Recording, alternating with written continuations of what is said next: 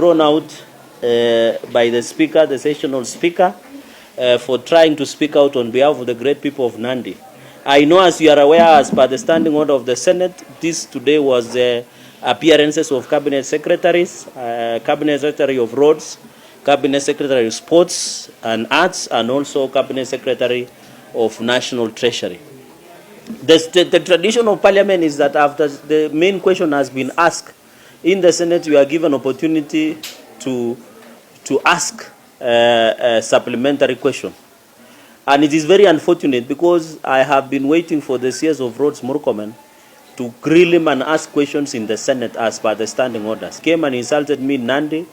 And it's the same questions I wanted to ask today is the questions that were on the that have been there. For example, about Kaiboi Chepterua Chepsaita Road, there was Nandil Simaki Road, there was Lesos Cheptiret Center, Cheptiret Center, sorry. There was also Mugundo in Nandil's Town Road. There was Boito Maraba Kopere Road. There is Kaiboi Celia Road. And there is the road from Digiri Kipkelion, Tindret, West Pokot Road. And then there was the matter of Kerengaya Strip in Kericho. And also the issue of train towards Bomet in Rift Valley. So, members of the press, these were my questions that I wanted to bring to the attention of the CS as per the standing order 51 of the Senate standing orders. So, unfortunately, the Speaker found it wise or unwise not to allow me. And I had sat from 9:30 patiently, and I had queued even on the dashboard. I was number one. And I wanted to speak. I was not speaking because, as Cherargei, I was speaking on behalf of many Kenyans and people of Nandi who elected me. And these roads have stalled since 2017. The CS in January 2023 came to Mosoriat in Nandi and said within 3 weeks, these contractors would have reported to the pathetic road in Nandi. Even the one of, there was one of Chemuswa Danger. All those roads were supposed, the contractor should have reported. So these were just my simple questions that I wanted to ask the CS of Roads. And it looks like the House was captured by the CS of Roads because I am a ranking member.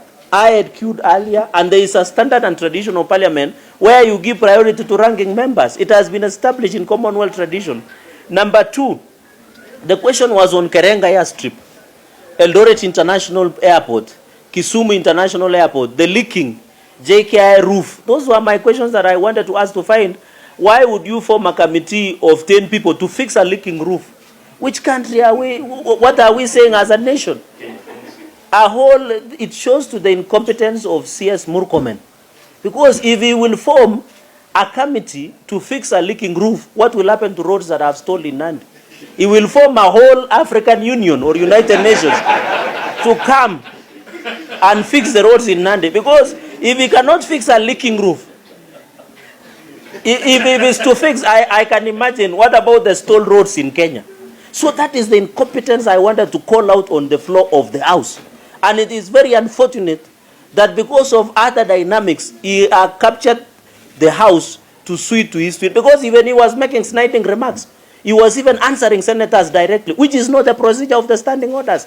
You answer the House through the Speaker. And any question that is asked by a member is owned by the House. It is not the exclusiveness. So we wanted to call out such incompetencies. This Mombasa Road, from here, the lower deck, it is flooding. It's not marked. A contractor went away with billions of shillings in the lower deck. Kenyans are, this city is like a floating city in the biblical era. The roads are being washed away, and you heard him, he defended the Chinese. Why would you defend that? We go and borrow loan from a Chinese. We bring from China here, then we give to contractors of China to go back with our money. What will happen to our local contractors? And that is why I'm coming up with a legislation called Public Procurement and Disposal Act to amend, to say that all contracts below 2 billion exclusively to local contractors, which are Kenyans. And number two, all contracts below 200 million should be given to youth and special interest group. And I've shared, it is with the legislative services. I know it will be gazetted, and I'll share with this. Number two, another final question I wanted to ask him is on the issue of Kenya Airways. And I'll share you with a copy. I wanted to ask, what is aircraft fuel and oil contracts. The issue is why the aircrafts could not be converted to cargo. Like for example, he gave out 3 aircrafts. The KQ have granted 3 aircrafts. B7 and 87 registered 5Y KZJ for 8 months, and 2 aircraft 737-700 registered 5Y KQH and 5Y KQG since 2020. The questions was the follows: was to ask why the aircrafts could not be converted to cargo owned by KQ, like 737-300S, which are much older than 700. Number 2, the issue of KQ leases, where aircrafts are parked, you know, like in Heathrow, in Artsfield, even in New York. Number 3, what has happened to the paying of parking fees by the KQ? Of course, the small matter of the reeking roofs in KQ, and also disembarking of passengers. You know, now people are being rained on at JKIA. You disembark 50 meters from the veranda, and you get rained on. You can imagine if they are disabled or people who are expectant, people who are, and other children, people who are sick. You can imagine the inconvenience.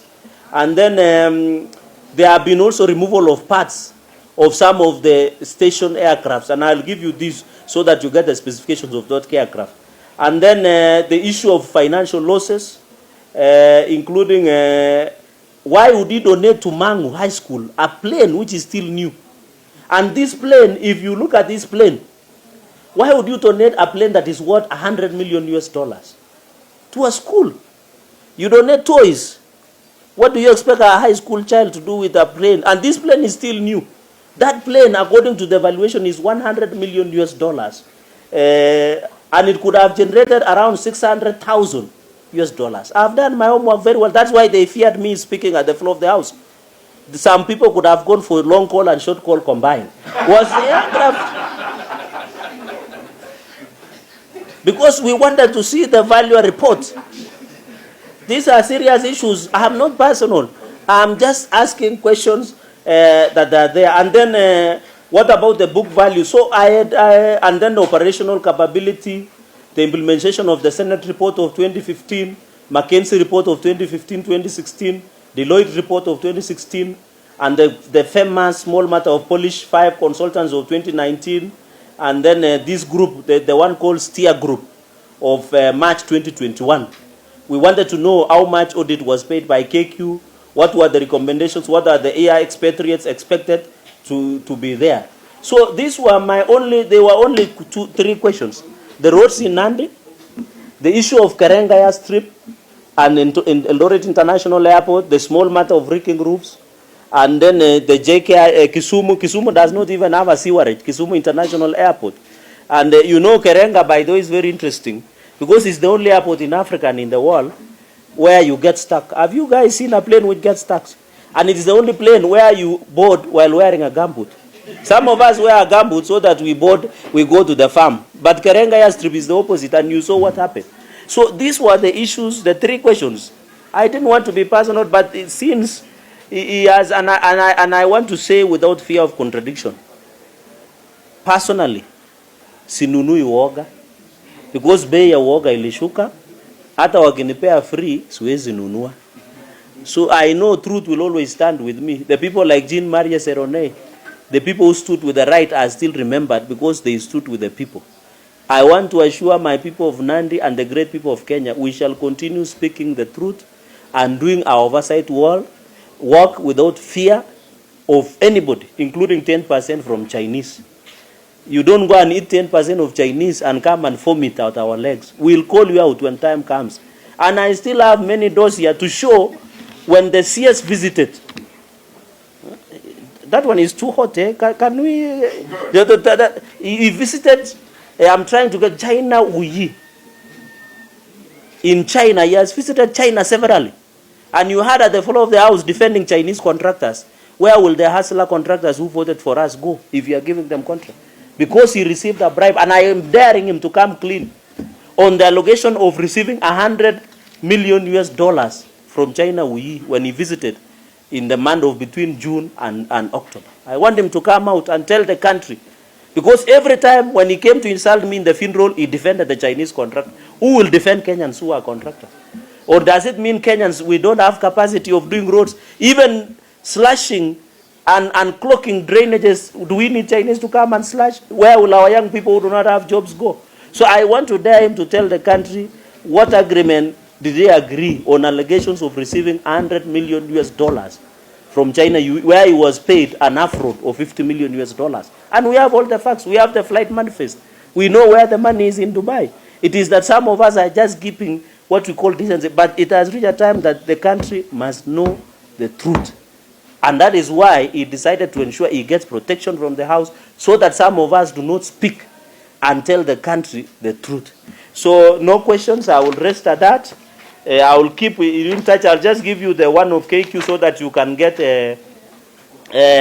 you can share, because I have a copy, so that you get that specification of that aircraft. It's simple. You know, the president is doing a lot of job, and I know media have been very critical to him going around the world. He has been trying to mobilize resources and ensure those resources are brought to the country. My only problem has been cabinet secretaries who sleep on the job, because the president has gone out, talked to the IMF, talked to everybody to get resources. So this